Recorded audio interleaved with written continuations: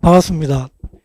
개인적으로 이런 자리에 처음 서서, 제가 원래 강연을 많이 하러 다니는데 건축회사는 처음인 것 같아요. 원래 건축회사라고 생각을 안 하고 그냥 인문학을 사랑하는 시민들하고 이야기하는 거다 생각해서 굉장히 마음 편하게 왔다가 한 20분 동안 그걸 도대체 어떻게 풀어야 될까, 들어오시는 분들의 얼굴들을 보면서, 그리고 우리 상무님이 말씀하시는 내용을 들으면서 제가 그걸 준비 안 했거든요. 그렇게. 그리고 애초에 저한테 기획 의도로 보내주셨을 때의 내용이 너무 커서 제가 담을 수 있는 내용이 아니었습니다. 예를 들어서 기후위기에 대한 얘기까지 들어있었어요. 기후위기와 관련해서는 저도 관심이 있긴 한데, 역사를 전공하는 입장에서 역사학적인 차원에서 기후위기와 관련되는 연구들이 이제 조금 나오기 시작하거나, 아니면 예를 들어 생태 환경사라고 하는 차원에서 이제 연구가 되고 있기 때문에 말씀을 드리기 굉장히 어려운데, 특히나 한국 전쟁 시기에 이른바 국제 지원이라든지 이른바 구호죠. 구호나 원조나 아니면 그것과 관련되는 내용들을 그까지 어떻게 확장해서 이야기할 수 있을까? 그래서 그냥 개인적으로 제가 그 강의안을 받았을 때 그건 못하겠다고 딱 빼고 그냥 심플하게 여기 나와 있는 것처럼 국제 지원과 인류에 대한 이야기를 하겠다고 쓰긴 했습니다. 근데 아직도 제가 관심을 가지고 걱정스럽게 생각하는 것 중에 하나가, 제가 평화의 도시 부산이라는 타이틀을 받고 그냥 그대로 하겠다고는 했는데 도저히 평화의 도시 부산인가라는 생각 때문에 그렇게는 못 쓰겠더라고요. 그래서 평화의 따옴표를 쳤습니다. 과연 평화의 도시라고 할 수 있을까? 그런 생각도 해봤습니다. 평화의 조건 같은 것들을 따져볼 때, 또는 과거도 그렇고 현재도 그렇고 과연 우리가 그런 도시 속에 살고 있고 그런 도시를 만들려고 하고 있는가에 대해서는 여전히 물음표가 될 수밖에 없고, 그런 부분에 관심을 기울일 필요가 있을 것 같다라고 생각하고 다운표를 치고, 아마 그래도 한국 전쟁 시기에는 다른 지역보다는 훨씬 더 평화로운 도시였을 것 같다, 또는 그런 기반이 되었던 것들이 이른바 구호라든지 인류애라든지 이런 차원들이 부산을 토대로 해서 전국적으로 확산된 게 아니냐라고 하는 차원에서 이야기를 한 거죠. 근데 개인적으로 인류애도 굉장히 문제적인 용어이기도 합니다. 아까 말씀드렸던 기후위기와 관련해서 이야기하면 이른바 인간 중심의 사고 때문에 기후위기가 닥쳤다고 이야기하는 논의를 받아들이면 인류애가 도대체 뭐지? 왜 인간만 생각할까라고 하는 고민도 있는 거죠. 그러니까 전쟁을 통해서 피해를 입은 게 우리는 보통 사람이라고 생각하지만 사람보다 훨씬 더 많은 자연과 비인간들에 대한 피해들이 훨씬 더 컸습니다. 근데 그건 별로 문제라고 생각하지 않거든요. 당연한 걸로 받아들였기 때문에 고작 인간에 대한 피해만 가지고 전쟁에 대한 문제들을 지적하고 있는데, 과연 인류애를 어떤 방식으로 봐야 될 건가에 대한 고민이 굉장히 많긴 합니다. 이런저런 문제를 가지고 이야기하면 강연을 취소하고 못하겠다고 이야기를 해야 될 것 같았는데, 그래도 그냥 알고 있는 것들을 같이 이야기하면 좋지 않을까. 그리고 저는 앞에 다른 분과 이야기도 했는데 지역사를 전공합니다. 주로 부산을 중심으로 해서 연구를 열심히 하고 있는 연구자 입장에서 이야기하면 오해라고도 이야기할 수 있는데, 지역을 아는 것으로 한정하는 것에 대한 문제제기를 항상 합니다. 그러니까 저는 지역을 기반으로 세계를 보려고 하는 사람인데도 불구하고 항상 지역을 연구한다 그래서 지역에 그냥 딱 들어가 있는 사람으로만 자꾸 보려고 하는 거죠. 그래서 역사학적인 방법론에서 보면 다양한 방법론을 가지고 세상을 이해하는 과정들이 있는데, 나는 그냥 지역을 통해서 보는 거죠. 특히나 그래서 지역사라고 이야기하는, 지역의 역사를 왜 보느냐, 세계를 보기 위해서 그럽니다. 특히나 제가 관심이 있는 한국 전쟁 시기에 부산은 그냥 부산이 아니고 한국이고 세계입니다. 실제로 제 칼럼에도 그런 식으로 썼는데, 부산이라는 이 지정학적인 장소가 없었으면 과연 대한민국이 지금 현재의 모습을 가지고 있을까? 저는 이런 모습은 아닐 수도 있겠죠. 더 좋은 모습일 수도 있고 더 나쁜 모습일 수도 있겠지만, 하여튼 부산이라는 것 때문에, 부산이라는 이 장소 때문에 대한민국이라는 게 새롭게 어떻게 보면 변신할 수 있었던 게 아닌가. 그러면 부산을 연구하는 건 단순히 부산을 이해하는 게 아니죠. 대한민국을 이해하는 거고, 그 대한민국과 세계가 관련 맺었던 한국 전쟁을 이야기하는 거고, 한국 전쟁은 국제전이라고 이야기하니까 세계 판도를 이해하는 방식이라고 보면 단순히 지역을 아는 것, 뭐 여기 오부산이라고 되어 있는데 오부산이라는 건 부산을 통해서 세계를 이해하는 방식이라고 생각합니다. 특히나 우리가 가지고 있는 제일 장점 중 하나가 내가 발 딛고 있는 걸 제일 잘 안다고 할 때 그걸 통해서 세상에 필요한 것들을 만들어내는 거죠. 우리의 관점에서. 그런 차원에서 지역을 보는 게 훨씬 더 좋은 자세가 아닐까 그런 생각을 했습니다. 그래서 부산이라고 하는 걸 이야기하지만 부산을 넘어서는 것들에 대해서 이야기하고 싶은 내용들이 굉장히 많습니다. 뭐 앞에 서두는 뭐 일반적입니다. 한국전쟁의 발발이라고 하는 한국전쟁은 당연히 북한의 남침에 의해서 이루어지고 그 남침과 관련해서 네 가지 장면이 지도로 설정되어 있는 것처럼 하나는 북한의 침략에 의해서 완전히 뒤로 밀려가지고 낙동강 방어선까지 밀리는 과정. 이 과정이 이른바 부산을 피난 수도로 만드는 과정일 수도 있겠고 그걸 토대로 해서 인천 상륙작전을 통해서 서울 수복을 통해서 이제 북진하는 과정들 그리고 다시 38선을 기점으로 해서 정전협정을 맞는 요 네 정도의 장면이 한국전쟁의 어떤 발발 과정들을 잘 보여주는 과정이기도 합니다. 그 과정에 부산은 어떤 위치에 있었는가, 부산은 어떤 지정학적인 위치와 장소성을 가지고 있느냐. 뭐 앞에서 말씀드린 것처럼 피난 수도로서의 위치를 가지게 됩니다. 근데 잘 알다시피 한국전쟁의 전황에서 밀려오는 과정 속에 수도 이른바 정부의 기능을 유지하기 위해서는 공간이 필요하게 되고 그 공간의 이동 끝에 부산에 정착하게 돼서 1000일 이상을 정부가 기능을 하면서 한국전쟁을 극복하고 다시 대한민국의 재건을 위해서 나갈 수 있게 만들었다라고 하는 차원에서 부산이라고 하는 건 굉장히 중요하죠. 만약에 그 부산이라는 존재가 없었으면 실제로 우리 정부가 어디로 갔을까?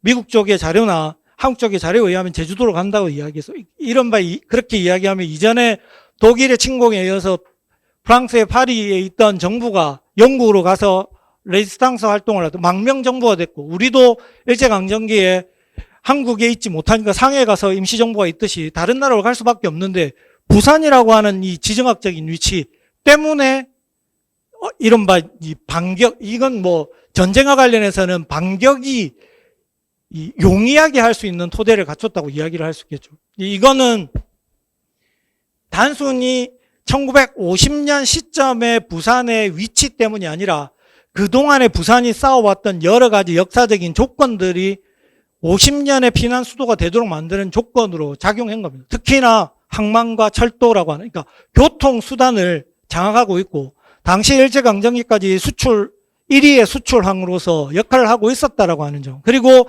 전쟁으로부터 좀 더 안정적인 공간이었다는 것 이게 한국전쟁의 위기로부터 벗어날 수 있게 하는 아주 중요한 역할이고 그런 의미에서 정부 기능과 국민 안전 유지와 그리고 전쟁에 필요한 이른바 방어 요충지로서 병참기지로서의 역할을 할 수 있었다는 거죠. 그게 없었으면 반격이 어렵죠. 왜냐하면 그 자체가 불가능한 거죠. 그렇게 되면 대체적으로 한국전쟁에 한국 이외의 성장, 한국은 피해를 받기 때문에 한국전쟁으로 성장하였던 나라가 일본입니다. 일본은 한국전쟁으로 실제 패전에 어떻게 보면 열악함을 다 극복했다고 이야기할 수 있는 거죠. 왜? 기지국가였거든요. 명쾌하게 일본을 당시의 기지국가로 왜? 일본에 있었던 이른바 공산품들이 전부 다 한국전쟁과 관련해서 다 들어오기 시작하는 거죠. 그렇게 해서 일본이 다시 회복하게 되는 과정입니다. 근데 그런 차원들을 보면 일본은 참 한국과의 관계에서 이야기할 것들이 굉장히 많은데 근데 모른 척하고 있는 거죠. 과거에 대한 부분에서 일본이 지금의 어떤 역할을 할 수 있었던 것 또는 역량을 가지게 되었던 건 식민지로부터 가지고 간 것들 그리고 해방 이후에 가져간 것들이 훨씬 더 많음에도 불구하고 그런 부분에 대해서 잘 이야기를 안 해요. 숨기려고 하는 거죠. 어쨌든 그런 과정에서 부산항은 굉장히 중요합니다. 그 일본과 또는 미국과 또는 유엔의 가입국들과의 관계 속에서 어떻게 보면 그 허브 역할을 할 수밖에 없는 상황들을 부산항이 가지고 있었기 때문에 한국 전쟁의 위기로부터 벗어날 수 있었다고 볼 수 있겠고, 그런 차원에서 정부만 들어온 게 아니라 국민들도 들어올 수밖에 없겠죠. 그러니까 국민들도 당연히 안전한 지대로 옮겨올 수밖에 없습니다. 물론 모든 국민들이, 모든 피난민들이 부산으로 들어오지 못해요. 부산이 가지고 있는 이 영역이라고 하는 것들이 제한적이고, 또 정부와 유엔군과 유엔 기관들이 들어와 있는 어떻게 보면 중요한 공간이기 때문에 피난민과 섞여 있는 이른바 제5열이라고 이야기할 수 있겠죠. 간첩 같은 것들 때문에 한국 정부나 미군이나 유엔군은 철저하게 들어오지 못하도록 막습니다. 그렇게 해서 경남 쪽으로 빼는 과정들이 있긴 합니다. 그럼에도 불구하고 엄청나게 많은 숫자들이 부산으로 들어오고 있는 모습을 볼 수 있습니다. 1949년과 1952년을 기점으로 해서 인구 변화를 좀 보여주는 통계이긴 한데, 물론 한국전쟁 시기의 통계가 완벽하지는 못합니다만 미군 쪽에서 작성한 통계이긴 합니다. 보시면 서울의 140만 명 정도의 인구가 52년에 70만 명으로 줄어들고 있어요. 반 정도가 피난을 간 거라고 볼 수 있고, 경기 같은 경우도 270만 명에서 210만 명으로 5, 60만 명 정도가 피난을 간 거죠. 그런데 다른 지역들을 다 보면 대체적으로 유사한 형태를 유지하고 있습니다. 그런데 경남만 50에서 60만 명이 늘어나 있는 모습을 볼 수 있는 거죠. 그러니까 실제로 계산상으로는 착오가 있습니다. 70만, 50만 하면 130만 정도, 그러니까 120만 정도가 피난을 내려왔음에도 불구하고 경남 쪽에 5, 60만 정도가 들어와 있으면 나머지는 어디로 갔냐? 통계에 잡히지 않는 거죠. 이렇게 이야기하면 길에 있다고 이야기할 수 있습니다. 그러니까 피난민을 이야기할 때 우리는 보통 부산에 들어온 피난민들을 생각하는데, 실제로 피난민들은 길에 있는 거죠. 안전한 어떤 공간으로 들어가지 못한 피난민들이 훨씬 더 많습니다. 그 과정에서 피해를 엄청나게 많이 받았던 것들을 인식해야 한국 전쟁이라는 걸 이해할 수 있습니다. 우리는 이제 피난 수도라고 이야기하고 피난민들이 굉장히 많이 왔던 도시라고 이야기하면서 피난민의 어떤 삶들에 대한 조명들을 하고 있는데, 어쩌면 부산에 들어왔던 피난민도 천운을 가진 피난민이라고 이야기할 수 있겠죠. 그러니까 신분 검증이 일단 완료해야 됩니다. 그리고 그렇지 않은 사람들은 나중에 다 외곽으로 쫓겨갈 수도 있습니다. 물론 그렇다고 해서 외곽으로 다 가지 않습니다. 다시 들어오기도 합니다. 유랑화되어서 들어오기도 하고, 아까 말했던 수용소라든지 그런 같이 모여 사는 공간에 들어갈 수 없는 단계에서는 그냥 길거리에 나왔는 거죠. 불황화가 되든 고아가 되든. 나중에 이야기할 텐데 한국전쟁 때 고아만 5만 명, 잡히는 고아만 5만 명 이상이거든요. 그러니까 그 5만 명 이상이라는 숫자가 작은 것 같아도 거의 도시 지역에 지금 몰려와 있는 숫자라고 이야기를 할 수 있을 겁니다.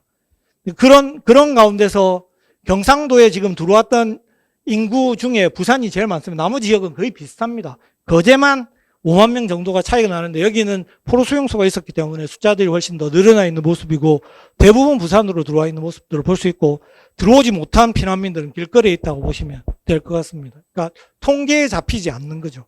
어쨌든 일부라도 국민들을 받아 안을 수 있었던 공간, 그러니까 정부와 국민을 받아 안고, 그런 토대로 이 한국전에 어떻게 보면 위기로부터 벗어나기 위해서 잘 알다시피 유엔의 참전이 이루어지고, 유엔의 핵심인 미군을 중심으로 해서 수많은 군인들이 부산항을 통해서 들어옵니다. 이 사진이 당시 여기 보시면 7 수송 부대라고 이야기하는 1부두에 있었던 군부대인데, 이 수송 부대에서 그러니까 부두를 관장하던 부대였습니다. 이 부두에서 지금 유엔군이 몇 명 들어온지 카운트를 센 거예요. 그래서 보시면 100만 번째 들어오는 군인, 200만 번째 들어오는 군인을 이제 세어서 축하하는 의미로 이렇게 사진을 찍어 놓은 거예요. 그렇게 보면 부산항으로 200만 명이 넘는 병사들이 들어온 거죠. 이게 누적 인원입니다. 200만 명이 들어온 게 아니라 이제 나갔다가 들어오는 것도 있을 테고 하기 때문에 공식적으로는 190만 명 정도가 들어왔던 걸로 이야기하거든요. 근데 그거보다 좀 더 많이 잡혀 있는 걸 볼 수 있고 훨씬 더 많이 들어왔을 겁니다. 그게 공식적인 통계 자체가 당시에는 잘 갖춰질 수 없는 상황이긴 한데 그래도 미국 차원에서는 계속해서 동계를 잡고 있는 모습들을 볼 수 있습니다. 이 군대들이 부산항에 들어와서 부산항을 기점으로 해서 전투 지역으로 옮겨가는 거죠. 그러니까 부산항이라고 하는 또는 부산이라고 하는 지역이 거의 군사화되어 있는 모습들을 볼 수 있습니다. 그리고 우리가 이제 이 집중적으로 봐야 될 이른바 구호 또는 원조와 관련되는 기구들이 부산항에 들어옵니다. 그 대표적인 기구를 통해서 그 상황들을 좀 살펴볼 텐데요. 원래 한국이 45년 해방이 되고 나서 그러니까 한반도를 38선으로 나눠서 남쪽은 미군정이 들어오고 북쪽은 소군정이 들어왔죠. 그래서 미군정이 들어온 차원에서 이른바 점령지 원조라고 하는 원조가 1차적으로 들어옵니다. 그러니까 마샬 플랜에 의해서 미국 쪽에서 점령지 원조라고 하는 것들이 원래 점령지 원조는 그 유럽 쪽의 원조가 훨씬 더 많고 유럽은 당연히 2차 세계대전의 중심이었기 때문에 그쪽에 원조가 많고 일부가 아시아 쪽에 미국이 들어가는 지역에 원조가 들어오기 시작한 거죠. 그 원조로부터 공식적으로 ECA라고 이야기하는 국제원조처라고 이야기하는 이 기구로부터 48년부터 시작해서 우리가 새로운 정부가 수립되고 나서 원조가 들어오기 시작하는 거죠. 근데 그 원조가 딱 들어와서 역할을 하려고 하는 시점이 1950년입니다. 계획을 다 세우고 50년에 딱 들어오려고 하는데 한국전쟁이 터진 거죠. 그러다 보니까 이 ECA의 원조가 다른 방식으로 이제 활용이 되는 겁니다. 그 활용되는 두 루트가 보시는 것처럼 하나는 UNC, UN 사령부를 통해서 운영이 되는 거고 하나는 UNCURK라고 이야기하는 한국통일부흥위원회, UN에 있는 한국의 통일정부를 수립하기 위한 위원회예요. 원래 45년 해방되고 나서 UN이 한국에 파견했던 게 UN 임시 한국위원회였거든요. 그게 이제 원래는 통일정부를 수립하기 위해서 보낸 기구인데 남북한이 나눠져 버렸죠. 그러다 보니까 그 역할을 임시에서 떼고 역할을 제대로 못하다가 한국 전쟁이 일어나면서 다시 전쟁이 수습이 일어나면 다시 한반도가 통일될 수 있다라고 하는 차원에서 유엔이 UNCURK라고 이야기하는 언커크라고 이야기하는 이 기구를 만들거든요. 이 외교 기구인데 이 두 기구를 통해서 원조가 작동이 됩니다. 하나는 군 차원에서 하나는 민간 그 유엔 기구 차원에서 이 UNC라고 이야기하는 유엔 사령부 차원에서 원조가 이루어지는 원조를 주도했던 그룹이 기구가 UNCHK라고 이야기하는 언택이라고 하는 그러니까 이 기구 그리고 언커크와 함께 이른바 한국의 재건을 위해서 활발하게 활동했던 기구가 UNKRA라고 이야기하는 웅크라 한국 재건단이라고 하는 이 두 기구입니다. 그러니까 이 두 기구가 아주 중요한 한국의 구호와 재건의 핵심적인 기구라고 이야기할 수 있고 이 두 기구가 부산에 있었습니다. 이게 1952년 이 개념도인데 보시면 UN이죠. 이쪽 편 UN이고 이쪽 편은 미군 산하에 있는 UN 사령부입니다.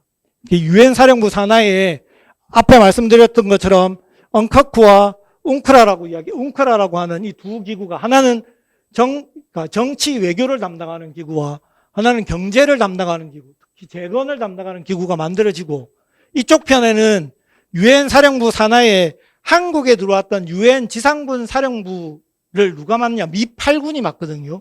이게 바로 여기 미 8군이죠.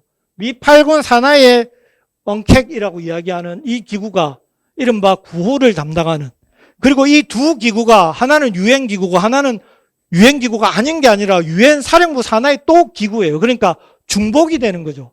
그러니까 부딪히니까 뭘 하려고 그랬냐면 그걸 연결시키려고 이야기하는 여기 조인트 커뮤니티라고 이야기하는 이 두 개를 뭡니까 이렇게 조정하려고 하는 그룹들이 만들어지는 거죠. 네, 그런 과정들을 토대로 해서 원조와 관련되는 부분들이 전개가 됩니다. 이 아까 말했던 그 가운데서 조정하는 기구가 경제조정관이라고 이야기하는 그러니까 한국 정부와 UN 사령부가 중심이 되어서 이루어지는 거. 그 안에 통합경제국이라고 하는 단체가 이게 한국과 UN이 결합된 단체가 있고 이 두 단체가 계획을 세우고 실행하는 기구로서 이 두 기구가 작동하는 거죠. 하나는 군 단위에서, 하나는 민 단위에서. 그리고 이 유엔 한국 민사원조사령부 언택이라고 하는 건 이제 군 단위에서 1953년 정전협정이 일어나고 그 다음 군이 활용할 필요가 없기 때문에 보시면 민사원조처로 바뀌어버리는 거죠. 그러니까 그리고 유엔이란 걸 떼버리는 겁니다. 그리고 유엔 한국 재건단은 58년까지 계속해서 이어지고 있는 과정들을 볼 수 있습니다.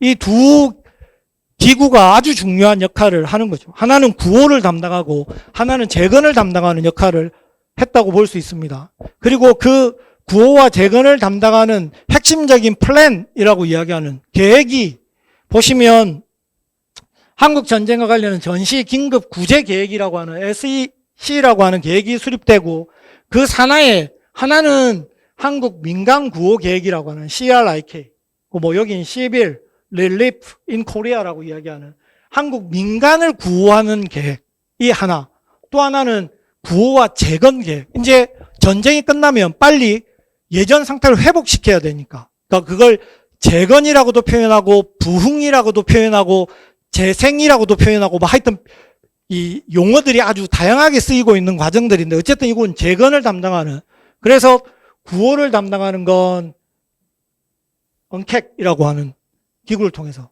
재건을 담당하는 건 웅크라를 통해서 이루어지는데 역시 미국의 돈이 많은 거예요. 미국이 여기 지금 유엔 사령부부터 시작해서 지금 군 쪽은 미군이 95%거든요. 미국으로부터 들어오는 원조 액수가 4억 6천 불 정도. 이 6천 불은 SUN, 서플라이 UN이에요. 그러니까 UN 가입국들로부터 들어오는 돈. 요게 여기 포함된 이거 6천만 불이고 나머지 이거는 미군으로부터 들어오는 돈 4억 불. 그리고 UN 자체적으로 들어오는 게 1억 2천 불. 이 지금 다 합치면 6억 불 정도가 되는 게 한국 전쟁의 구호와 재건에 쓰여졌다는 겁니다. 근데 미국으로부터 들어온 원조의 총수는 20억 불이 넘어요. 그건 나중에 그 정전협정 이후에 이제 군사 원조 같은 것들이 엄청나게 많이 들어오는데 그런 것들을 포함해서 이야기할 때 그 정도 20억 불 정도의 원조액을 이야기하고 한국 전쟁 당시에 구호와 재건과 관련해서는 6억 불 정도. 이게 제일 제 입장에서는 제일 중요한 원조의 액수입니다. 근데 한국사 전공자들은 아까 나왔던 20억 불이 훨씬 더 중요하고 그래서 군사 원조나 이런 걸 훨씬 더 중요하게 생각해요. 네, 어쨌든 저는 개인적으로 부산과 관련해서 이 6억 불의 돈이 구호와 재건에 쓰여지지 않았으면 대한민국이라는 게 과연 존재했을까? 이렇게 생각을 하는 거죠. 문제 제기를 그렇게 할 수밖에 없는 차원이 있습니다.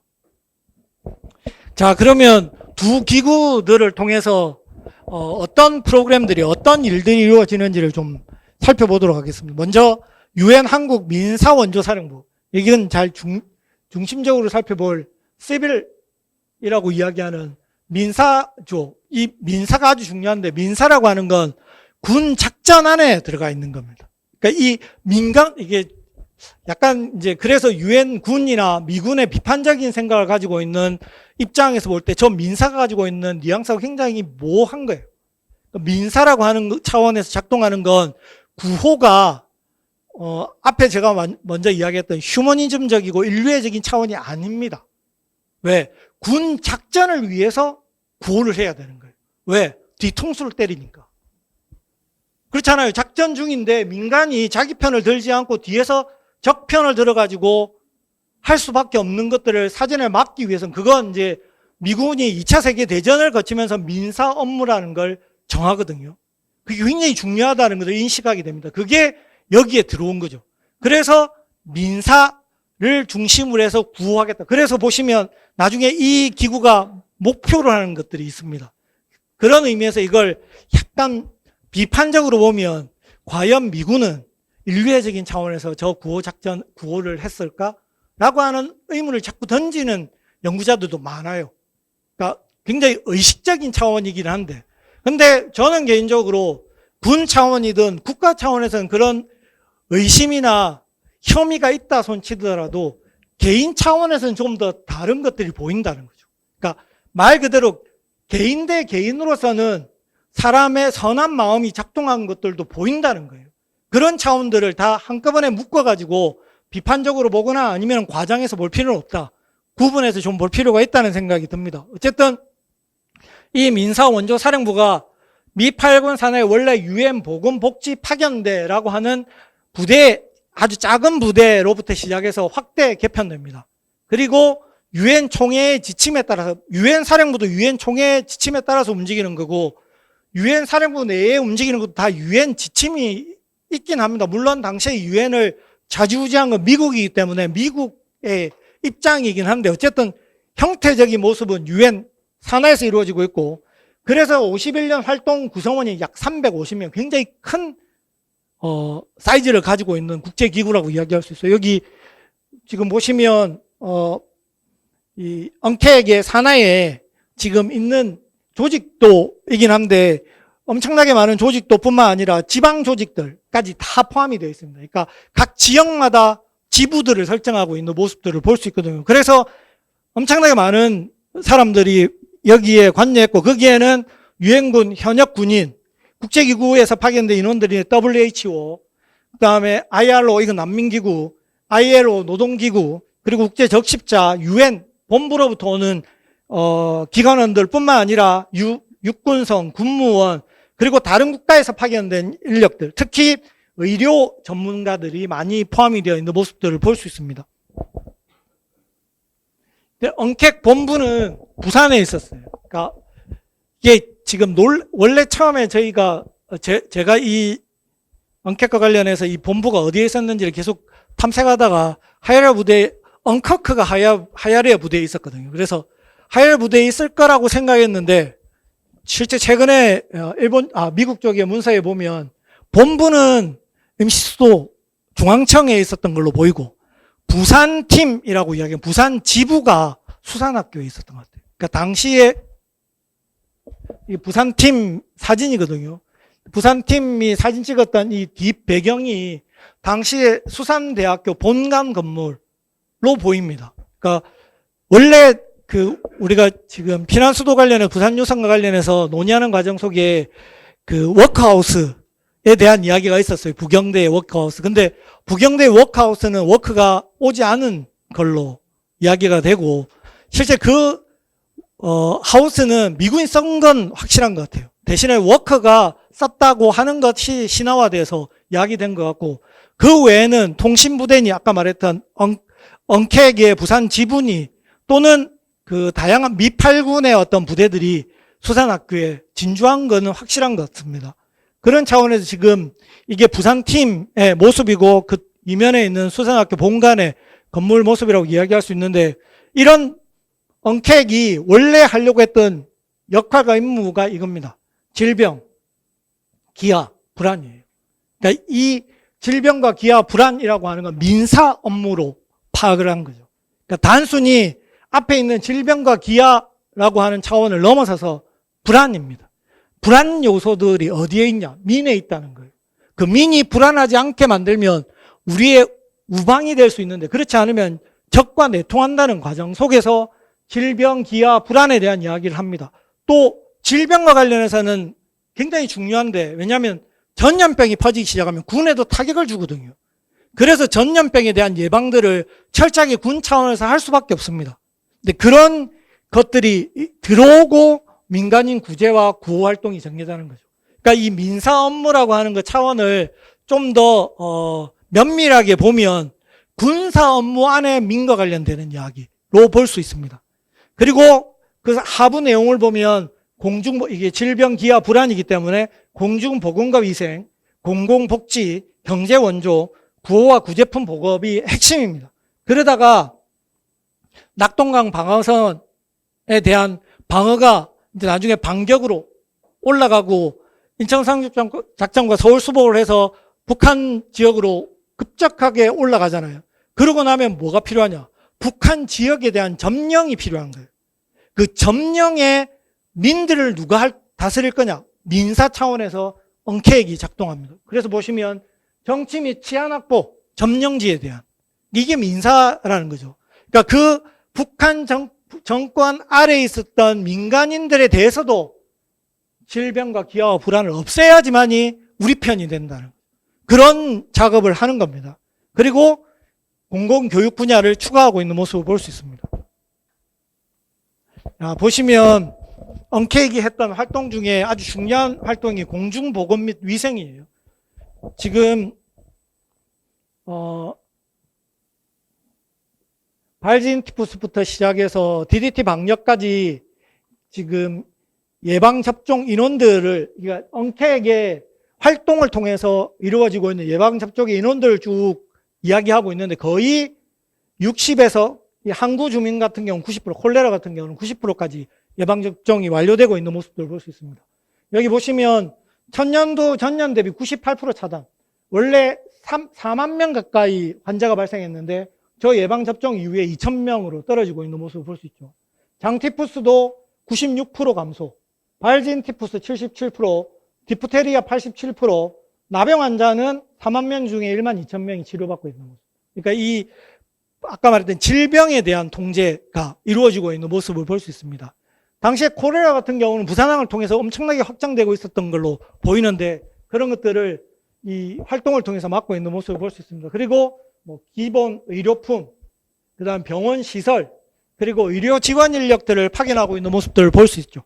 특히 부산항은 아주 중요한데, 야전에 있는 병원들이 다 임시적인 병원이라면 임시적이지 않은 병원은 후방에 있을 수밖에 없잖아요. 그래서 부산의 병원들이 굉장히 많이 활성화되는데, 그걸로 부족해서 부산항이 아주 중요한 병원의 역할을 합니다. 그게 병원선들이 부산항에 계속해서 들어오고 활동들을 하고 있는 모습들을 볼 수 있죠. 그게 항구가 없으면 불가능한 거예요. 제가 논문도 썼는데, 하나는 전력선이라고 이야기하는 거, 또 하나는 병원선이라고 하는 이 두 가지가 전선이 이루어질 때 활용할 수 있는 아주 중요한 그 토대인데, 항구가 부족하면 할 수 없는 거죠.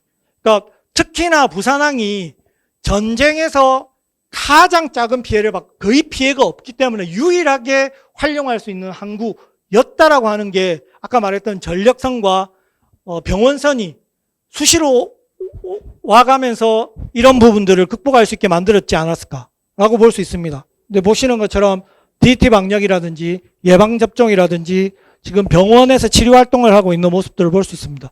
병과 관련해서는 부산이 최초인 경우도 있습니다. 다음은 공공복지입니다. 이 공공복지는 뭐 주로 피난민 구제죠. 대체적으로는 전쟁 순환자 및 빈곤한 가족이 우선권을 가지고 있는 모습을 볼 수 있습니다. 대체적으로 식량이 제일 많죠. 식량이 제일 많고 담요, 그리고 의류가 제일 많습니다. 그러니까 기본적인 의식주와 관련되는, 그 주와 관련되는 건 임시수용소를 엄청나게 많이 건립하고 있고, 나중에는 재건축 주택을 만들고 있습니다. 요건 또 그 하우징이라고 해서 프로그램이 굉장히 뭐라 그러죠? 집중적으로 이루어지고 있는 모습들을 볼 수 있습니다. 특히나 서울과 부산이 그 하우징 프로젝트가 제일 많이 활성화되어 있는 공간이기도 합니다. 나중에 나오는데 1만 채를 만드는데 2,000채 정도가 부산에 세워지거든요. 근데 그 공간들이 지금은 다시 재개발로 다 없어졌고 완전히 없어지고 있는 과정이긴 합니다만, 어쨌든 그런 재건축 프로젝트까지 이루어지고 있는 모습을 볼 수 있습니다. 그리고 뭐 이제 자재들을 제공하는 거죠. 천막이라든지 건축 자재들을 제공하거나 씨앗이라든지 농기구들을 제공하고 있는 모습들을 볼 수 있습니다.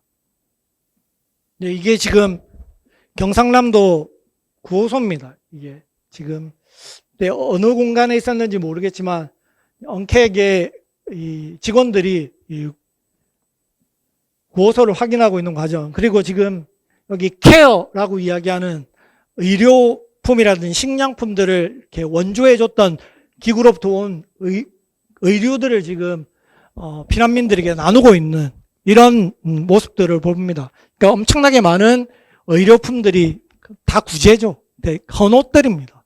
새 옷은 아니고 헌옷들이 들어오고 있는 모습을 볼 수 있습니다. 또 하나가 경제원조인데, 경제원조는 실제 이제 앞에서 말했던 이 식량 증상과 관련되는 그 농업 쪽에 주로 투자되는 것이라고 이야기할 수 있죠. 많은 액수가 투자되는데도 불구하고 주로 농업이라든지, 그 다음에 전력이라든지, 섬유라든지, 어업이나 조선이라든지, 광업이라든지, 운송업 같은 데 주로 집중되어서 활성화되고 있는 모습들을 볼 수 있습니다. 여기는 지금 외국으로부터 들어왔던 그 나라들이 몇 %씩 장악하고 있는지를 보여주는 건데, 여기 보면 유나이티드 스테이츠 미국이 97%를 차지하고 있는, 미국의 이른바 원조품이 97%고 나머지는 유엔 가입국들을 보고 있습니다. 덴마크부터 시작해서 쭉 내려오고 있는 모습을 볼 수, 맨 밑에가 영국이네요. 그 원조품들, 아까 식량 정상 관련 비료 같은 것들을 토대로 해서 이제 농사를 짓고 있는 당시의 모습들을 사진으로 찍어서 보고서에 내고 있는 모습입니다. 다음 구호물자가 어떻게 들어왔는지를 좀 보여주는 데이터인데요. 여기 보시면 구호물자 보급과 관련해서 포트라고 해서 부산부터 시작해서 인천까지 지금 정리가 되어 있습니다. 이제 보시면 여수나 목포, 그 다음에 군산 같은 경우는 거의 기능을 하지 못하고 있고요. 지금 이게 51년 단계, 약간 그 나름의 피해를 복구하고 나서이긴 한데, 대체적으로 부산항이 70~70%를 장악하고 있습니다. 그러니까 초창기에는 거의 100%에서 90% 정도를 장악하다가 이후에는 60~70% 정도를 장악하면서 부산항을 통해서 구호물자가 들어오고 있는 모습을 볼 수 있고, 그리고 세계로부터 들어오는 물자들이나 나라들을 좀 정리한 것들인데, 보시는 것처럼 그 원조 국가가 26개국, 그리고 1년 지역 국가들을 포함하면 33개국 정도.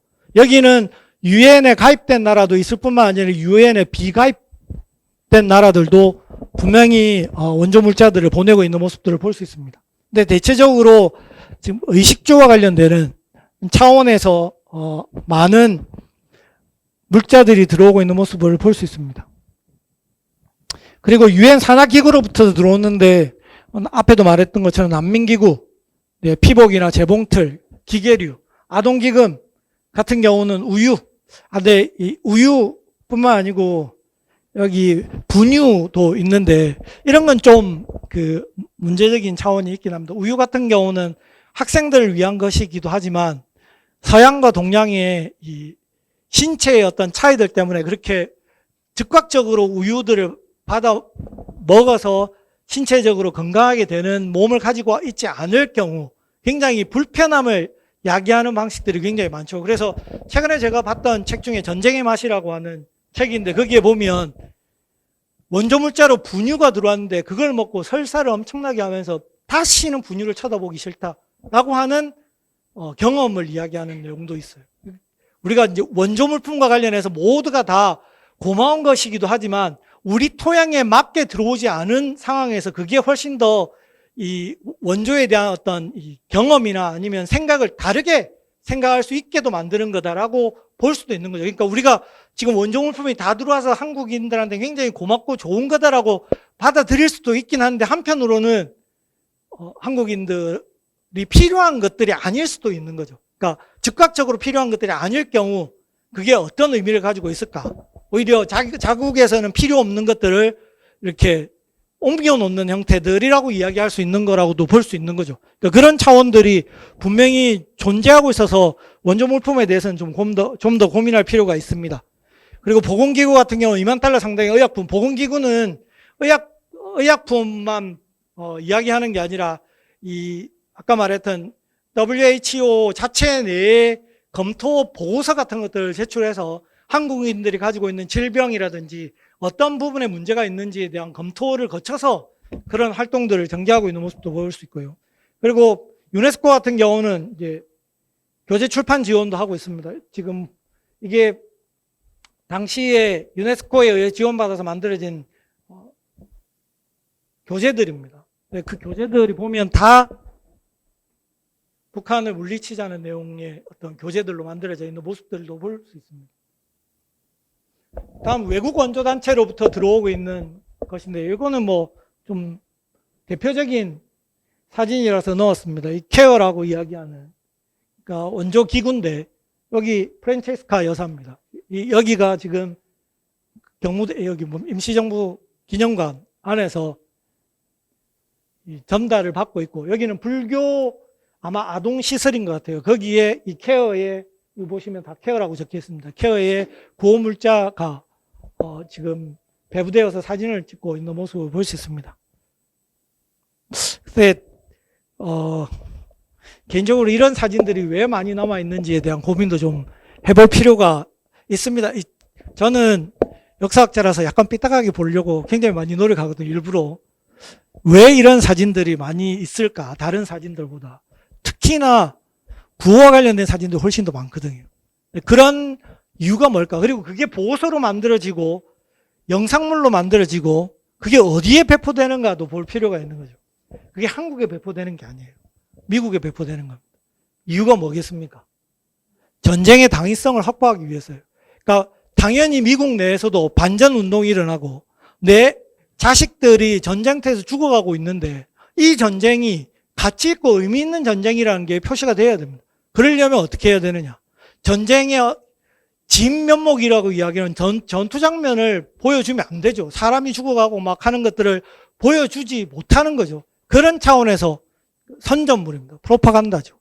그러니까 어려운 사람들을 구호하고 있다라고 하는. 약간 제가 이렇게 이야기하고 여기 계신 분들 표정을 보니까 너무 삐딱하게 보는 게 아니냐라고 생각하시는 것 같긴 한데 어쨌든 그런 부분이 있습니다. 구원자로서 위치하려고 하는 부분도 분명히 있어요. 특히나 미국 같은 경우 전쟁에 즉각적으로 개입했기 때문에 이 전쟁이 필요한 개입이라고 하는 것들을 국가 차원에서 정부 차원에서는 이야기할 수밖에 없거든요. 계속해서 반대 의견들이 나오고 있으니까. 근데 그런 차원에서 이런 사진들은 적극적으로 홍보의 대상이 됩니다. 그래서 지금 미국 쪽에 사이트만 돌아다녀도 이런 사진들이 굉장히 많아요. 그리고 유엔 민사 원조사령부는 이제 그 정전협정을 맺고 나서 유엔자를 떼고 KCAC라고 이야기하는 원조사령부가 되고 이제 미군이 이제 주도하는 방식으로 전환되면서 본부가 부산에서 서울로 이전하고 55년에 해산됩니다. 그러니까 실제 54년에 본부가 이전해서 55년에 해산한 거 보면 거의 부산에서 활동한 걸로 거의 완료가 되는 거죠. 그러니까 한국 전쟁에 따른 구호 업무는 그걸로 완성이 되고 그 뒤에는 뭐냐면 이른바 그 상호 방위 원조 체계가 다시 만들어집니다. 1955년을 기점으로 해서 미국과 상위 방호 원조라고 하는 차원에서 군사 원조가 이제 대대적으로 들어오기 시작하는 거죠. 그러니까 우리가 이제 약간 고민해 볼 필요가 있는 게 우리는 미국의 원조를 엄청나게 많이 받아서 경제 개발을 해서 이만큼 성장했다라고 볼 수 있는데 실제 원조의 대부분은 군사 원조입니다. 그러니까 군비 확산, 군사력 증강에 들어간 거예요. 그러다 보면 경제 개발은 어디로부터 왔을까? 그건 또 다른 차원에서 확인해 볼 필요가 있겠죠, 분명히.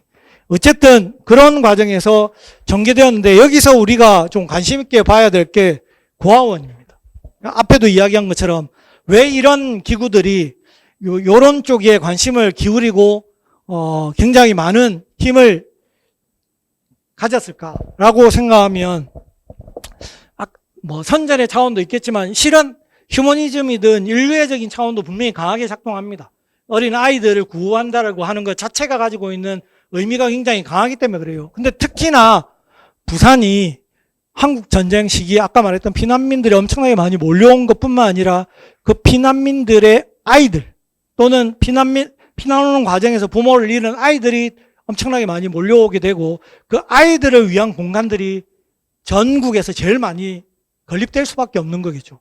이게 55년에서 59년의 아동보호시설 수를 보면 경기도, 서울하고 경기도를 합친 게 훨씬 더 많긴 하지만 실제 53년까지 이야기하면 경상남도가 제일 많고 그 중에 부산이 제일 많습니다. 그러니까 부산이 지금 55년에서 57년 단계에서 60개 정도 사라진 것들을 포함해서 60개 정도면 서울보다 훨씬 더 많은 거죠. 그러니까 부산이 엄청나게 많은 고아원을 가지고 있을 수밖에 없었다. 그 이유는 여러 가지 차원에서 이야기할 수 있습니다. 말씀드린 인류애적인 차원이기도 하고요. 지금 당시에 있었던 아동보호시설을 쭉 이렇게 정리해보면 이런 51개 정도가 살펴집니다. 그 가운데서 대표적인 장소들과 대표적인 고아원과 관련되거나 아니면 고아원 구호와 관련되는 사진들을 한번 살펴보면 여기 지금 세들원이라고 하는 고아원이에요. 용두산 5원 밑에 있었던 고아원입니다. 근데 제가 봤을 때 용두산 5원 밑에 어딘가 약간 사진을 조금 더 뜯어보긴 해야 되는데, 동주여고, 예전에 동주여상, 지금 동주고등학교입니까? 동주여고입니까? 뭡니까, 지금? 지금도 학교가 있잖아요. 그 학교라고 보여집니다. 왜냐하면 여학생들이 쭉 붙어 있거든요, 지금.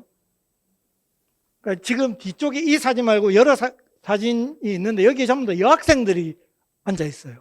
그 앞에서 아마 그 뒤나 그 옆에 세드론이라고 하는 고아원이 있었던 거고, 그렇게 이야기하면 신창동에 있는 그 거리라고 볼 수 있고, 거기에 미국부터 들어온 의류가 이 세드론에 있는 아이에게 전달되는 과정인데, 이 지금 중령이거든요. 아마 함대에 2간 정도 되는 것 같은데, 중령이 이 옷이 니한테 맞을 거라고 생각하면서 건네고 있는 모습이고, 여기는 원장이에요. 이 구도가 굉장히 기가 막힌 구도라고 생각이 듭니다. 이 구도가. 이게 이런 구도의 사진들이 묘하게 이렇게 발산하는 의미가 좀 다양할 수밖에 없어요. 그러니까 순수하게 미군의 도움을 받아서 고아들이 뭔가 이렇게 구호를 받는 과정이라고도 볼 수 있겠지만, 저 사진이 종군 기자들한테 찍힌다는 것 자체가, 그리고 인물들이, 이른바 원장들이 굉장히 선하게 지금 보여요. 근데 실제 고아원과 관련해서 착복 사건이 엄청나게 많습니다. 그러니까 구호 물품의 착복이 굉장히 많이 비일비재했던, 그러니까 이거 뭐냐면 사회사업이라고 이야기한, 우리나라는 희한하게 사회사업이라 그래요.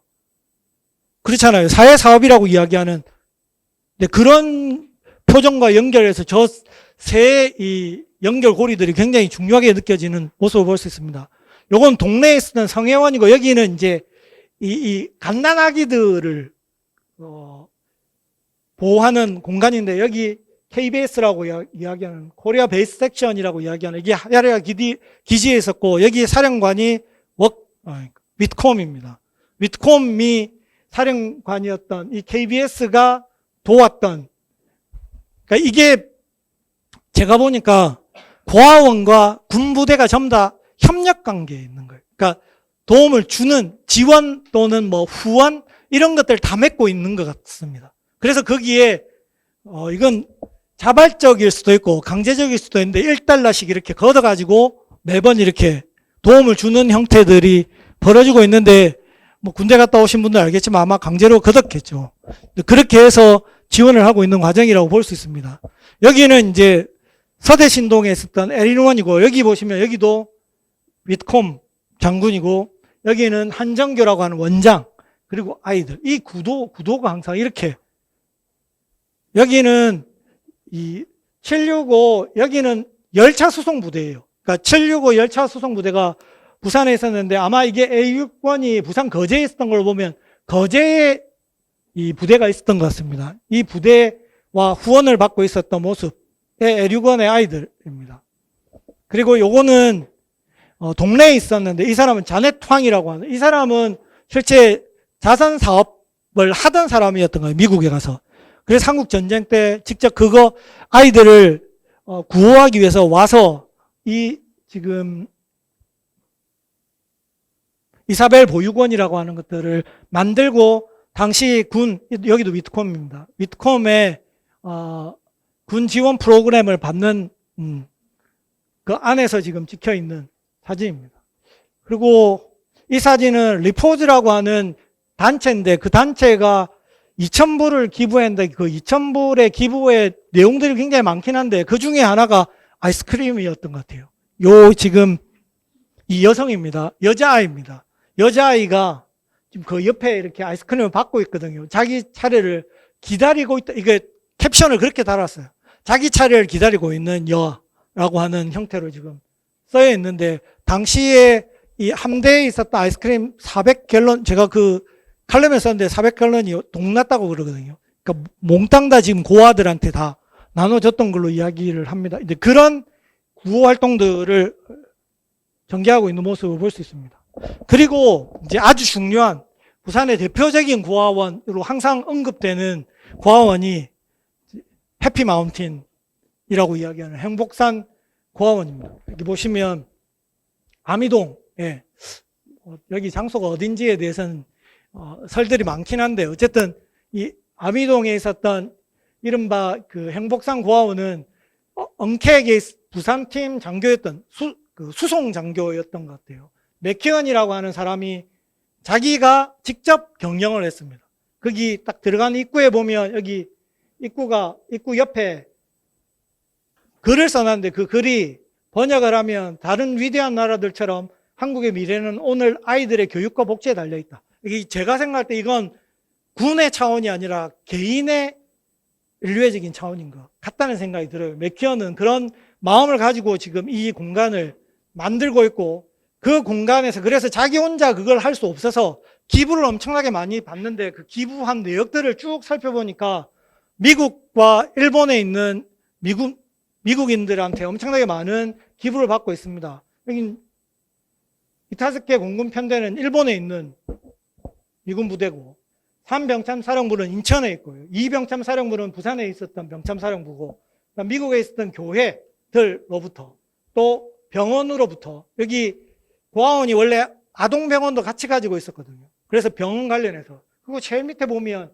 미국의 어린이 둘이가 엑스레이 기계를 기부하고 있다라고 하는 내용까지도 있습니다. 그러니까 실제로 어린아이들을 어떻게 보면 구호하기 위해서 미국에 있는 군, 그 다음에 종교, 그리고 개인들까지 엄청나게 많은 사람들이 기부를 하고 있는 모습을 볼 수 있고 1951년 시점에 한국인 직원과 아동 환자 포함해서 650명 규모예요.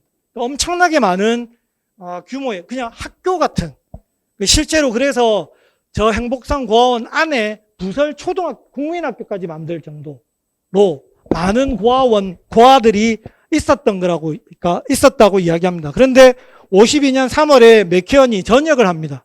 그래서 이 운영을 할 수 없게 되는 거죠. 그래서 어떻게 되느냐. 그게 국립행복산 보육원으로 바뀝니다. 여기 보시면 국립행복산 보육원으로 바뀐 게 보입니다. 그러니까 52년부터 국립으로 바뀌어서 운영을 하는데 나중에 없어집니다. 왜냐하면 운영 과정에 불법적인 내용들이 굉장히 많이 등장하게 되고 실제 운영을 할 수 없는 상황들이 전개되는 거죠. 그러니까 여기도 아까 말씀드린 것처럼 원장의 착복이라든지 이런 것들이 만들어지면서 제대로 운영이 안 됐던 걸로 보입니다.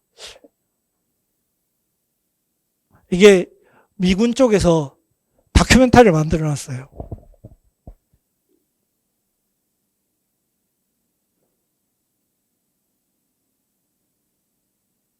행복산 고아원에서 어떤 일을 하고 있는가를 좀 보여주는. 근데 이것도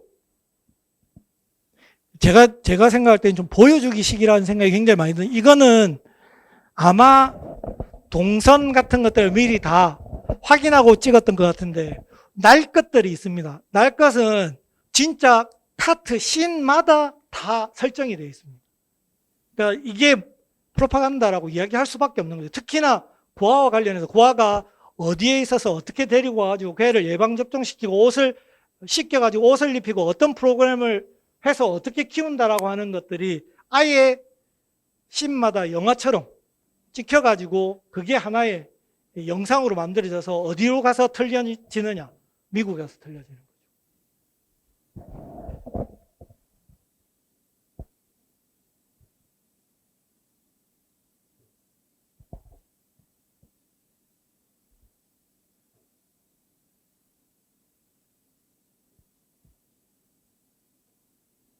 그래도 행복산 고아원과 관련되는 이 영상은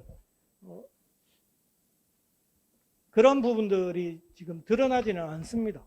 실제 그걸 이렇게 끊어서 찍었는지 아니면 뭔가 설정을 해서 찍었는지는 잘 드러나지 않는데 다른 영상들은 다 설정인 영상들이에요. 그러니까 실제 어떤 작업을 하고 있는지 다 보입니다. 아예 그 영상팀이 존재해요. 미군 안에. 그걸 찍기 위해서. 앞에는 아까 말씀드린 유엔 사령부를 통해서 만들어진 엉캑이라고 하는 기구를 토대로 한 민간 구호를 살펴본다면 이제는 유엔 산하에 있는 근데 웅크라라고 하는 조직이 재건과 관련해서, 그러니까 재건이라, 이게 약간 구호와 재건의 경계가 묘해요. 그래서 둘이 싸웁니다. 실제로 엉캣과 웅크라가 맨날 싸워요. 왜냐하면 둘이 중복되니까. 그래서 협정도 맺어요.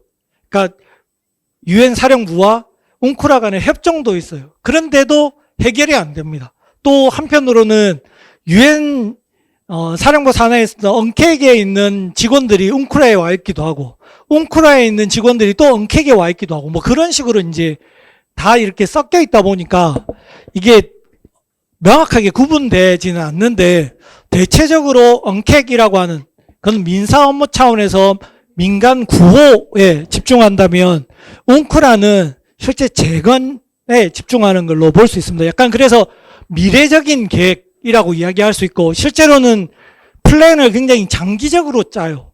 그 장기적으로 짠 게 그 네이산 그룹이라고 하는 미국의 아주 유명한 그 경영 컨설턴트 회사에 그 의뢰를 해서 네이산 보고서를 작성하는데, 네이산 보고서를 이승만이 거부해버립니다. 왜냐하면 굉장히 장기적인 플랜이고, 이승만의 입장에서는 지금 다시 북한이 쳐들어오는 걸 막기 위한 군사적인 처우안이 굉장히 강하게 발휘돼야 된다라고 하는 생각 때문에 네이산 그룹이 제시한 경제개발 계획이라고 하는 것들을 버려버려요. 근데 아이러니하게 60년 들어가면 박정희 정권이 네이산 그룹을 다시 데리고 옵니다. 그래서 경제개발 계획이 네이산 그룹에 의해서 또다시 만들어진 거를 토대로 전개가 돼요. 그러니까 이게 이제 한국 전쟁 시기에 한국을 어떤 방식으로 재건할 건가라고 하는 걸 웅크라가 기획하고 그 산하에 어떻게 보면 프로젝트를 줬던 그 계획이 나중에 60년, 70년대에 경제개발 계획과 연결이 되는 거죠. 물론 그것만이 아닙니다. 왜냐하면 한국 정부 내에서도 경제개발 계획을 계속해서 추진하고 있어요. 우리는 보통 경제개발 계획이 박정희 정권 때 성과라고 이야기하는데 천만에요. 이승만 정권 때부터 초창기부터 계속해서 경제개발 계획을 꾸준히 꾸려나가지고 하려고 그러는데 미국이 그런 방면의 예산을 지원해 주지 않습니다. 왜냐하면 한국의 이른바 경제 관료들이 작성하는 계획들은 다 장기적인 플랜이에요. 예를 들어서 전력 같은 경우 이제 화력 발전은 별로 효용성이 없고 수력 발전으로 가야 된다는 플랜을 짰는데 돈을 그렇게 투자 못 해주겠다는 거예요, 미국이. 그래서 뭐 하냐? 화력 발전에만 해라. 그러면 단기적인 계획밖에 안 되는 거죠. 그러니까 장기적인 계획들이 만들어져야 되는데 만들어지고 있지 않다가 이제 60년대 시대적인 분위기가 이전에 원조 경제에서 차관 경제로 이제 우리가 돈을 빌려와서 쓰면 되니까, 이전에 원조는 그냥 무상이었다면 이제는 우리가 돈을 빌려오는 차원이니까 그 차관을 통해서 경제개발 계획을 실행할 수 있는 시기가 온 거예요. 그래서 박정희 정권 때 경제개발 계획이 진행되었다고 볼 수 있는 겁니다. 그런 플랜은 이미 한국 전쟁 시기부터 계속 있어 왔다는 거겠죠. 그 하부에 재건을 위한 플랜을 가지게 되는 기구가 이 유엔 산하의 정치 외교를 담당하는 한국 통일부흥위원회, 이게 엉커크라고 이야기하는 이 기구고, 이 기구는 하야야 부대에 있었어요. 본부가 여기 보시면 그 당시의 사진인데, 하야야 부대의 본부, 유엔 기를 달고 있는 본부 건물이고, 그 건물 안에 이른바 이 직원들이 사는 공간들인데, 저는 이런 사진들 빨리 찾았으면 그 우리가 시민공원을 개발할 때 그렇게 함부로 없애지 않았을 것 같다는 생각이 들어요. 왜냐하면 호실까지 적혀있거든요. 403호라고 하는 이 웅크라가 매번 회의를 한 공간이라고 하는 호실까지 적혀 있어서 이 공간입니다. 제가 봤을 때는 그 부사관 내지는 장교 그 관사 자리였던 것 같아요. 이런 건물들이 고스란히 한국통일부흥위원회에 의해서 활용이 되고, 여기에 구성원들은 약간 그 미국을 제외한 호주, 칠레, 네덜란드, 파키스탄, 필리핀, 타이, 터키라고 이야기하는 요 나라의 사람들이 와서 위원회를 구성하고 있고, 이 위원회는 아까 말씀드린 것처럼 주로 통일정부 수립과 관련이 있습니다. 특히 이 기구가 만들어지는 게 10월 7일이라고 하는 시점, 뭐냐면 이제 대반격을 하는 시점이에요. 그 서울 수복을 하고 이제 북한으로 올라가기 때문에 통일정부가 세워질 수 있겠구나라고 생각한 거죠. 그래서 이 원래의 목표는 통일정부입니다. 유엔군이 북한까지 점령하고 나면 이제 한국이 이전에 한국의 통일정부를 수립하려고 했었는데 그건 실패했다가 이번에는 다시 수립할 수 있지 않겠냐라고 만든 기구가 한국통일부흥위원회고, 그리고 그 안에서 경제 부흥을 위한 모든 필요한 조치도 강구하도록 했는데, 나중에 잘 보시는 것처럼 이제 중국 중공군이 들어오게 되면서 뭔가 틀어지니까, 그러면 정치 외교 부분은 이 기구가 맞고 경제 부분은 다시 웅크라라고 하는 이 재건 기구가 맞는 게 좋겠다라고 생각한 거죠. 한국 재건, 잠깐만요. 이 한국통일부흥위원회는 그래서 정치적인 활동을 뭘 했냐. 당시 52년에 정부 대통령 선거, 지방선거, 이런 선거들을 했었는데, 그 선거를 민주적인 체제에서 할 수 있도록 감시하는 기구의 역할을 했습니다. 그러니까 저는 개인적으로 52년의 시점이 그런 부분에서 굉장히 중요한데, 저는 지역사 전공자이기 때문에 어디에 관심이 있냐면 지방자치제와 관련되는 지방선거가 언제부터 시작했느냐 굉장히 관심이 많아요. 52년 부산으로부터 시작하거든요. 그러니까 이른바 지방자치제의 어떤 공간도 부산인 거죠. 왜냐하면 당시에 전국 선거를 못했고, 대체적으로 부산에 왔던, 그러니까 속지적인 선거를 못하고 속인적인 선거를 할 수밖에 없어요. 그러니까 왜냐하면 북한에 점령된 지역들이 굉장히 많기 때문에 서울부터 시작해서 강원도, 경기도는 선거를 못하거든요. 대체적으로 남부 지역, 부산과 경남을 중심으로 한 지역을 중심으로 해서 지방선거가 일어나는데, 그 지방선거가 일어났던 이 역할들을 이 언커크라고 하는 이 기구가 하고 있는 모습을 볼 수 있습니다. 뿐만 아니고, 당시 이제 이승만 정권이, 이른바 이승만이 자기 개인적인 어떤 권력을 계속해서 확장하려고 하는 것들이 민주주의에 뭔가 문제가 있다라고 하는 지적들을 미국도 하고 유엔도 하거든요. 근데 그 작업 가운데서 이제 유엔이 개입하고 있는 모습들을 볼 수 있습니다. 근데 물론 이제 이승만이 원하는 방식으로 가긴 했지만, 어쨌든 그런 부분에서 한국의 대의정치의 발전과 정치적 위기와 관련해서 뭔가 자기 역할을 좀 하려고 노력했던 과정이기도 하고, 경제와 사회 부분에서는 특히 웅크라 간의 협력을 했던 차원이 있습니다.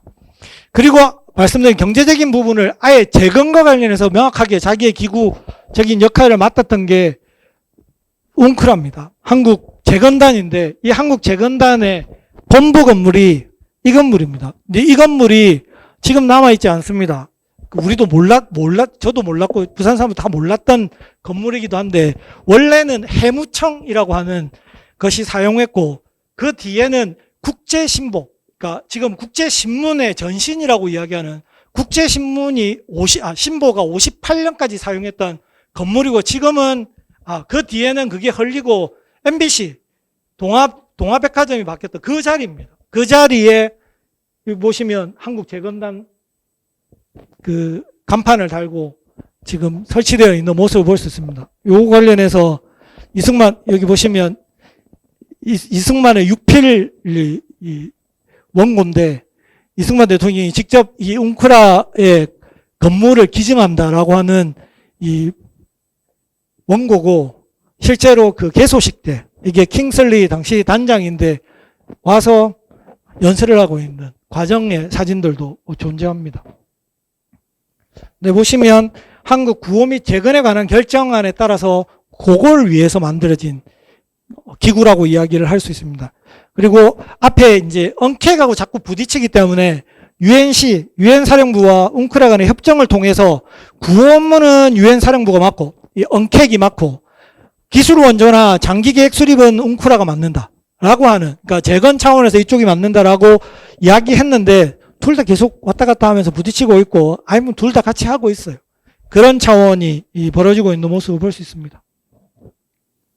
그리고 그 유엔 재건단의 활동으로 이제 어떤 일들을 하려고 했는지, 이거는 플랜이긴 한데 7천만 불의 예산을 들여가지고 보시는 것처럼 식량부터 시작해서 행정, 특별사업까지, 그러니까 이게 한 해 예산이라고 이야기합니다. 거기에 보면 대체적으로 1,400만 불은 민간인 구호, 1,000만 불은 산업장비 구입, 600만 불은 농업 투자, 700만 불은 전력발전시설 복구, 600만 불은 교육사업 사용, 750만 불은 주요 항만 철도 수리 투입, 그리고 언택의 공공보건도 지원하고 있다.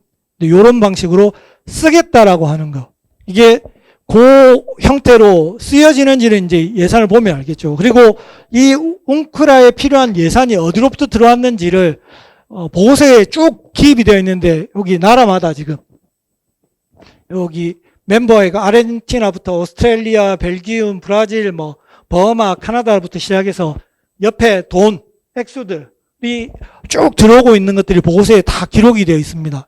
그런 과정 속에서 그 돈들이 아까 같은 계획으로 가게 되고 여기는 그 앞에 언케이크 받았던 거하고 똑같은 방식의 다양한 기구들 여기 보면 캐나다 교회, 콜롬비아 농장부터 시작해서 이런 민간 기구들로부터 뭐가 들어오는지를 이제 보고서에 다 기입해서 그런 것들을 이제 적절한 단체 또는 기구 또는 사람들에게 나눠주는 과정도 가지고 있습니다.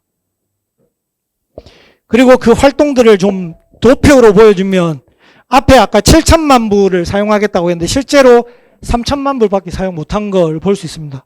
대신에 지금 웅크라는 53년부터 시작해서 54년, 55년, 56년, 57년, 58년까지 계속해서 사용하고 있어요. 그러니까 언캣 같은 경우는 54년으로 끝나는데 그 이후까지도 지금 재건과 관련되는 프로그램과 돈을 들이고 있는 모습을 볼 수 있습니다. 그리고 그런 것들을 좀 사실적인 사진들을 통해서 한번 보겠습니다. 아주 유명한 것 중에 하나가 양곡. 이게 여기 보면 그레인 세레머니라 그래가지고 보리를 대량으로 들고 들어오는데 그걸 이제 어떻게 보면 보리 도입식 비슷한 걸 하는 거예요. 부두에서 부산항 부두에서 보시면 여기 웅크라와 한국 정부 여기 한국 정부의 당시에 백두진 총리 대행 신정목 농림부 장관까지 나와가지고 이렇게 사진도 찍고 양곡과 관련되는 걸 받아서 그 양곡을 다시 이 철도나 자동차에 태워서 보내는 과정을 보여주는 겁니다. 여기 보면 600만 불 상당의 보리를 수송하고 있고 1100만 불 상당으로 상향하고 있는 모습도 보입니다. 그리고 그 물자 수입과 관련해서 아주 다양합니다. 염료, 곡물, 건설물자, 인쇄종이, 생고무, 생양모, 레이온, 타이어, 튜브 같은 아주 많은 항목들도 있고 의료 항목과 관련해서는 혈청부터 시작해서 온갖 것들이 다 들어옵니다. 백신도 있고 그런 물자들이 계속해서 부산항을 통해서 들어오고 있는 모습을 볼 수 있습니다. 그리고 교육과 관련해서도 적극적인 활동을 하고 있는데 보시면 교실 건설 및 재건, 해외 연수, 외국어 서점, 외국어 어학원, 기초교육센터, 상성교육기관, 교과서용 종이, 학교 도서관 재건, 학교 물자, 교사 훈련, 그 학교 물자에 보면 책상, 걸상, 뭐 학용품 그런 거 다 들어가 있습니다. 그 다음에 기술교육, 문맹교육용 교과서, 교과서 제작 공장까지 만들고 있죠. 대학교 물자, 시각교육, 직업훈련 같은 것들이 있습니다. 대표적으로 부산과 관련되는 게 상선 해양대가 이때 만들어집니다. 원래 해양대는 지금 현재 아파트가 이제 남고가 있던 원래 해양대 원래 그 자리에 있다가 아치섬으로 갔거든요.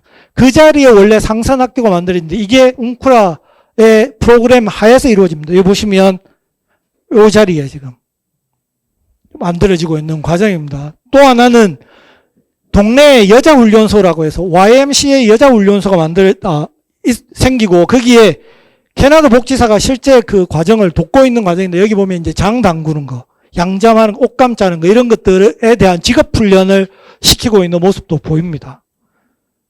그리고 학교 교사를 확장하는 것도 보이죠. 보시면 영도 봉학초등학교 교실 지금 건설하는 거.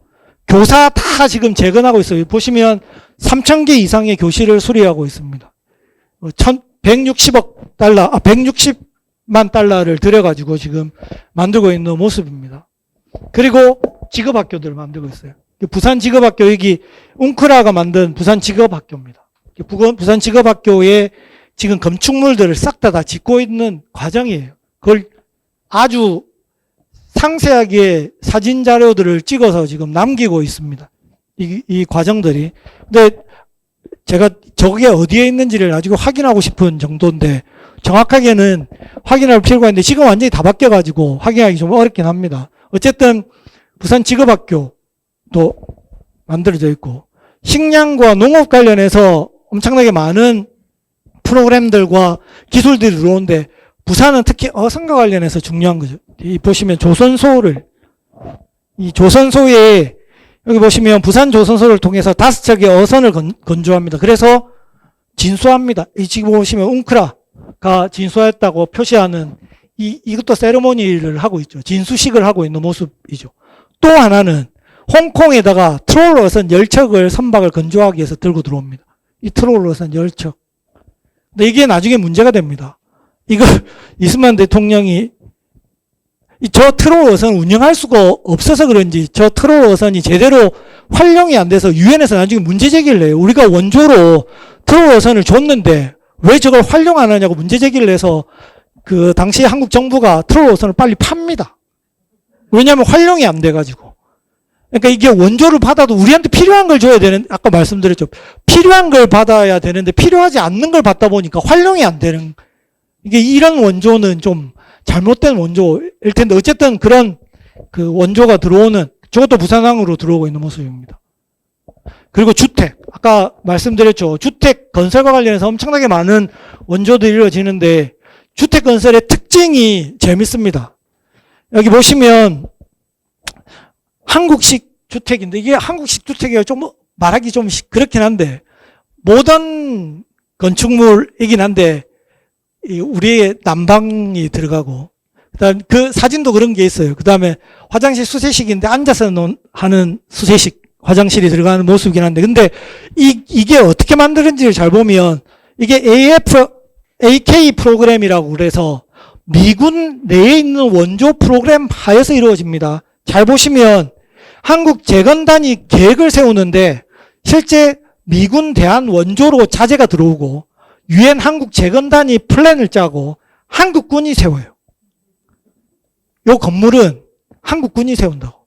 그리고 설계는 누가 하냐? 한국 건축사가 합니다. 그래서 팝니다. 근데 한국인들이 잘 못 삽니다. 비싸서. 이게 이제 문제인 거예요. 그러니까 저렇게 여기 지금 요 사진을 보면 이 가족이 이 건물을 샀어요. 그래서 아마 찍은 것 같거든요.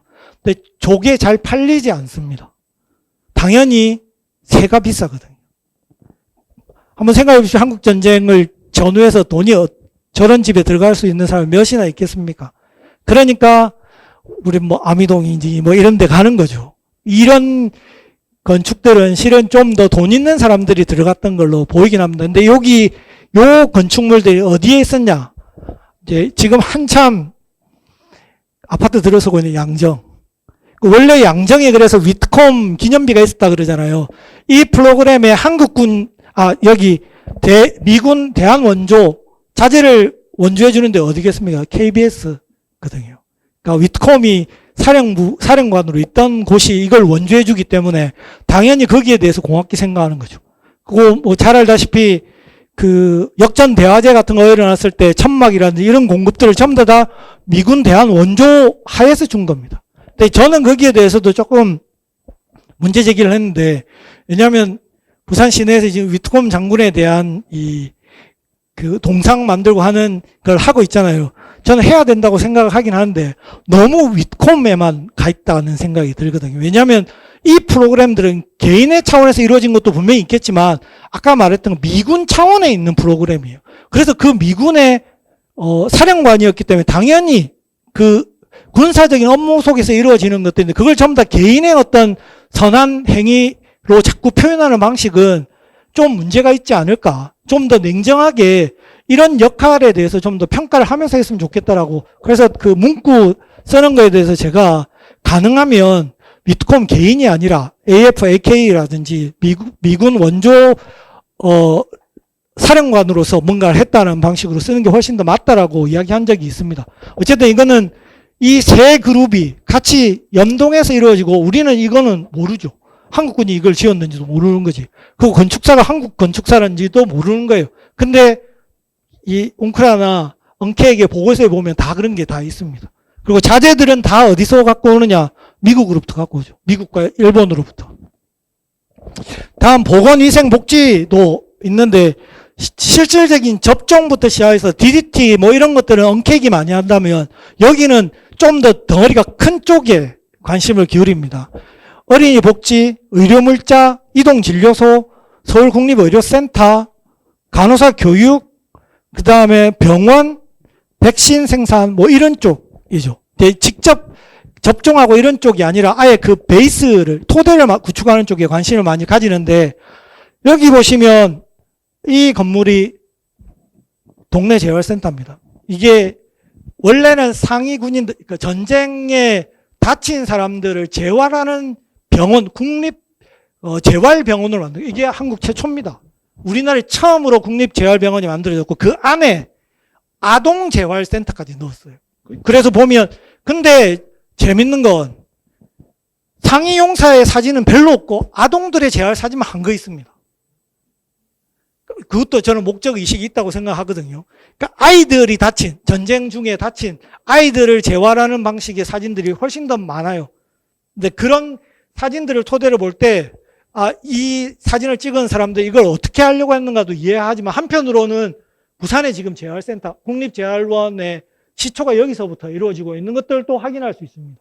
근데 그런 부분에서 중요한 부산이 가지고 있는 특징들을 알 수 있겠죠. 그리고 여기 뭐 어린이 병동 같은 것들도 건설이 되고 있고 그 대표적인 게 세이브 더 칠드런 펀드로 만들어진 이 아동병원. 이게 원래 아까 행복산 고아원에 있을 때 아동병원이 땅으로 내려오면서 밑으로 내려오면서 이제 세이브 더 칠드런 펀드로 운영이 되었던 것 같습니다. 그 부산대 병원 그 근처에서 활용이 되었고 대표적인 병원이 메리널 병원이죠. 이 메리널 병원은 물론 그 종교단체로부터 엄청나게 많은 기부를 받아서 치료행위와 구호 활동들을 하기도 했지만 아까 말했던 그런 언캣과 웅쿠라의 자본의 기반으로 해서 활동을 하고 있는 모습들을 볼 수 있습니다. 지금 50만 건의 치료를 하고 있고 이 사진 보면 피라미드, 그러니까 한국 사람들 엄청나게 많이 병원에 몰려오고 있는 사진들이 찍혀져 있습니다.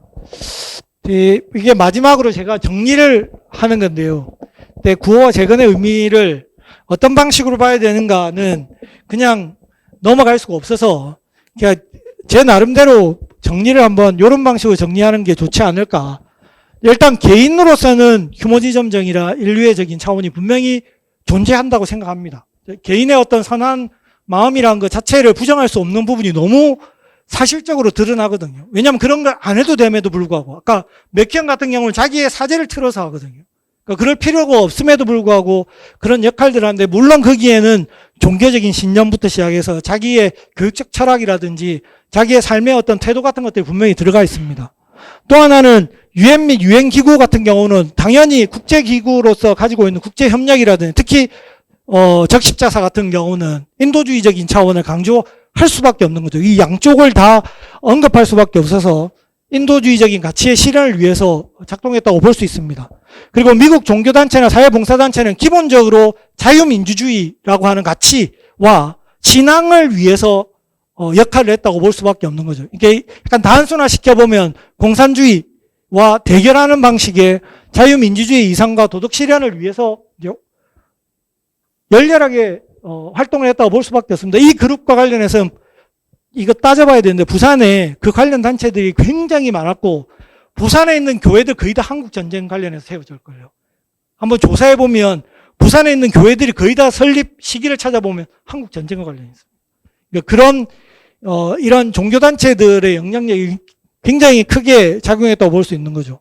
그리고 유엔군, 특히 거의 95%를 차지하고 있는 미군 같은 경우 일단 군정의 차원에서 작동합니다. 아까 민사라 그랬죠. 민사라고 하는 건 군의 민사 업무예요. 그러니까 군 작전을 위해서 민이 어떤 방식으로 존재해야 되는가에 대한 생각을 1차적으로 가질 수밖에 없고 그 차원에서 벌어지는 일들입니다. 이게 전방 지역에서의 전투 수행을 뒷받침하는 차원에서 후방 지역에 대한 관리가 필요한 거죠. 그러니까 뒤에서 문제가 생기면 안 되는 거. 그래서 이 민들의 질병이라든지 기아라든지 불안을 어떻게든 잠재울 필요가 있다라고 생각하는 그 군사작전 차원에서 이루어지고 있는 이건 군사주의가 분명히 들어가 있다는 거죠. 물론 그걸 벗겨내면 그 안에도 개인적인 차원의 인류애적이고 휴머니즘적인 차원이 작동한다고 볼 수 있습니다. 그리고 한편으로는 이제 제가 간혹 이야기했던 이 재현물들, 사진, 영상, 팜플렛 같은 것들을 통해서 볼 때 뭐냐? 당위상 획득과 긴밀한 관계를 가진다는 거죠. 왜 누가 보느냐를 명확하게 인식하고 찍혀져 있는 것들이고 제공되는 것들이거든요. 그러니까 지금 미군에 의해서 만들어지는 아까 고아와 관련되는 이 영상물도 말씀드린 것처럼 다 기획된 것들입니다. 철저하게 기획해서 찍고 또 찍고 이게 배우로 만들어서 찍고 있는 과정들을 볼 수 있는데 그런 것들은 당시 한국전 참전과 관련해서 부정적인 여론을 잠재우기 위한 거죠.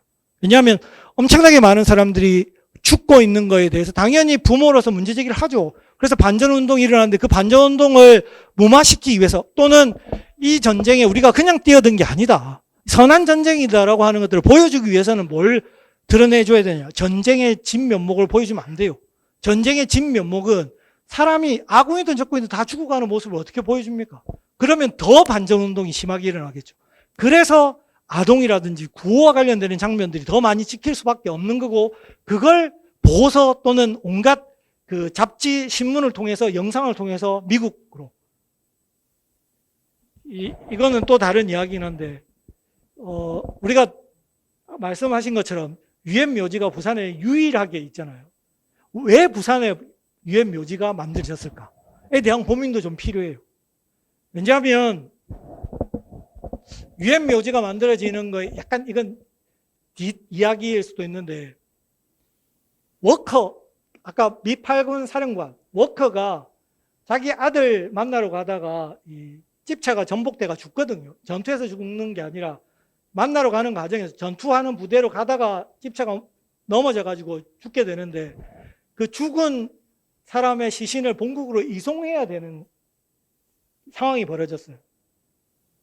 근데 장군은 이송하면서 병사는 본국으로 왜 안 돌려보내주냐는 문제제기가 빗발쳐 오는 거예요. 전투 과정에서 엄청나게 많은 사람들이 죽거든요. 지금 초창기에 미군이 대패를 합니다. 그러니까 그 대패 과정을 보면 대전 전투부터 시작해서 시체를 묻지도 못하고 그냥 버리고 오거든요. 근데 그런 상황에서 본국에서는 그 아들들을 전쟁터에 보내는 사람들 왜 시신도 못 보냐라고 문제제기하는데 장군은 깨끗하게 정리되어 관에 실어가지고 보낸다. 문제가 생길 수밖에 없겠죠. 그래서 유엔 묘지를 만들어요.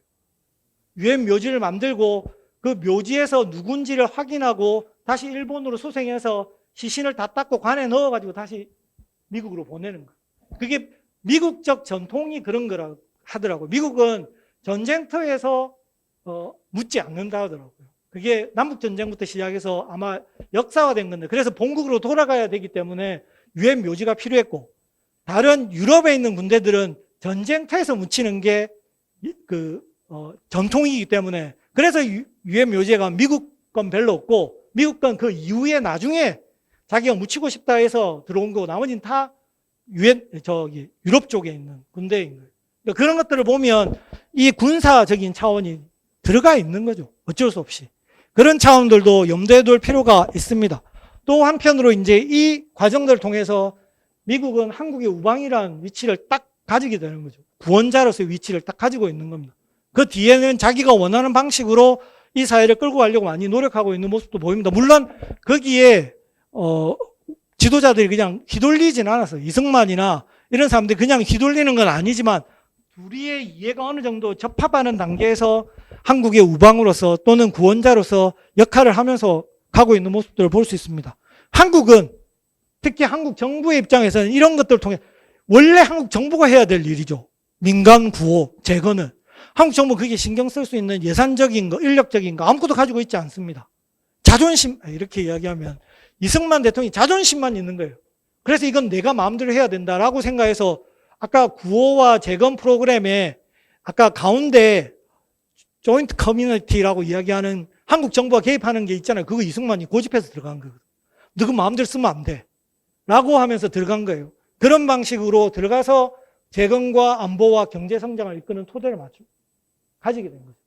그러면 그러면 그때 살았던 민들은 물론 이런 다양한 어떤 이해관계들 속에서 생존을 위해서 또는 어떻게 보면 삶의 어떤 희망을 위해서 노력했다고 볼 수 있을 텐데 그런 것들도 해결화시켜서 볼 수는 없습니다. 그러니까 아주 다양한 차원에서 이야기할 필요가 있다고 생각이 들어요. 그러니까 제가 이전에 피난민과 관련되는 어떤 토론장에 갔을 때 제가 처음에 이야기했는데 부산에 들어온 피난민을 가지고 한국의 피난민의 전형인 것처럼 이야기하는 연구자한테 또 다른 연구자가 그건 피난민이라고 보기 어렵다고 이야기하고 길거리에 있는 피난민이 훨씬 더 많다라고 이야기하는 걸 통해서 부산의 피난민과 또 다른 차원의 피난민에 대한 고민을 해야 되겠구나 라는 생각을 할 수밖에 없는 거예요.